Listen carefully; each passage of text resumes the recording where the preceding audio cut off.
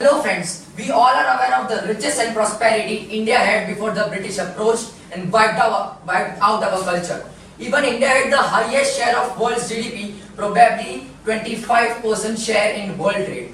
The European scholars and thinkers were so much fascinated with the wealth of India that the search for this land let them discover the world. Just like Christopher Columbus, who unexpectedly discovered North America instead of India. I think there was another European who tried to find India and actually got successful, whom we know today as Vasco-Da-Gama. And we all think he found the sea route to India. Actually, it's not the truth. Let me tell you the real story. When Vasco-Da-Gama started his journey to find India, he resolved to sail keeping the coast in view. And he had at that time the largest ship available in Europe. So, he came down from Africa all the way along the Cape of Good Hope and then stopped at the mid-seas. Because from there to go to India, he had to cross the ocean. While his funda was to keep the coast in view.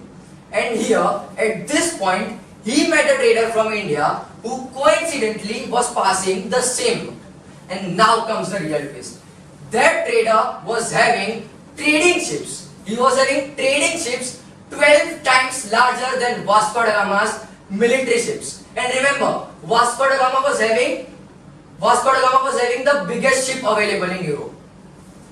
And then the trader escorted Vasco-Da-Gama to India, which means Vasco-Da-Gama did not himself find the sea route to India.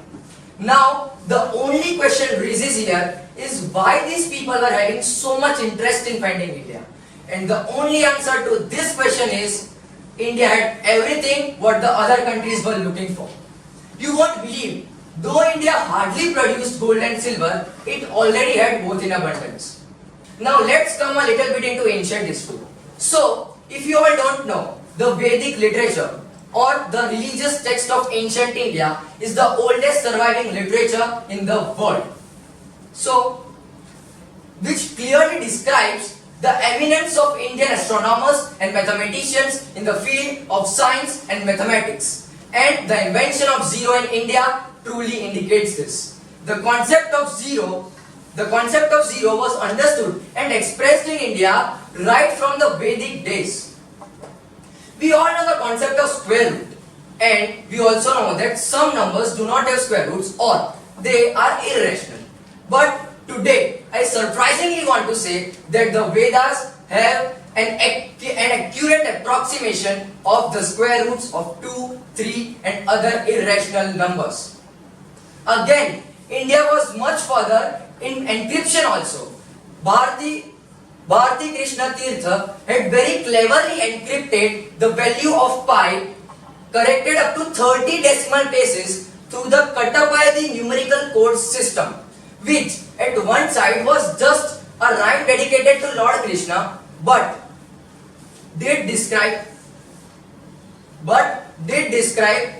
the value of pi at the second side. Bharati Krishna Tirtha had very cleverly encrypted the value of pi correct up to 30 decimal places through the Kattapayadi numerical code system, which at one side was just a rhyme dedicated to Lord Krishna, but did describe the value of pi at the second side. Yeah, I know it's shocking, but what can we do? India was so much wealthy. So, AB square plus BC square is equal to AC square. This formula is popularly known as the Pythagoras theorem.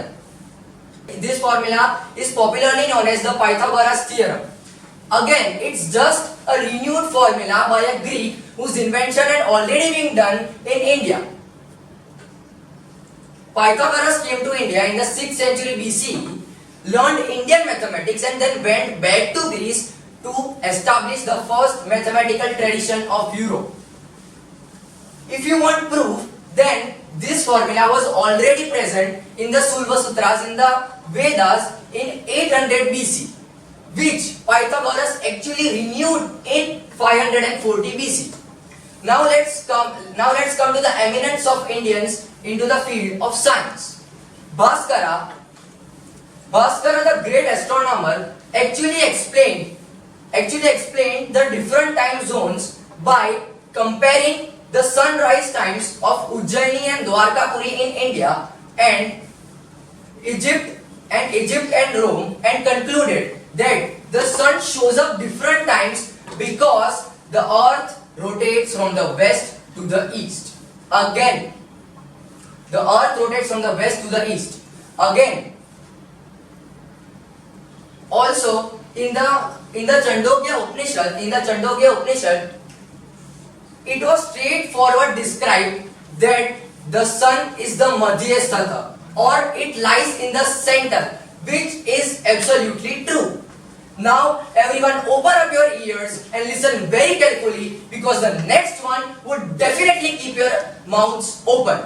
Yes, the universal law of gravitation, which we all think Sir Isaac Newton invented, again is wrong. This universal law of gravitation was already mentioned in the Vedas as the Siddhanta Shiromani by Vasco-Da-Gama in 1114 AD, which Sir Newton discovered in 1686 AD. Not only this, all the philosophies of force, which we all think the Europeans invented, are already mentioned in the Vedas. The very famous Orientalist European Max Muller once said, "Whatever sphere of human mind you may select for your special study, whether it be language or religion or mythology or philosophy, whether it be laws or customs or primitive art or primitive science, everywhere you have to go to India, whether you like it or not, because some of the most valuable and the most instructive materials in the history of mankind are treasured up in India and in India only." I would like to conclude my talk with a strong message to my dear Indians that let's come back to our ancient culture, back to what we actually were, and show the world the eminence and unity of this great country. Thanks.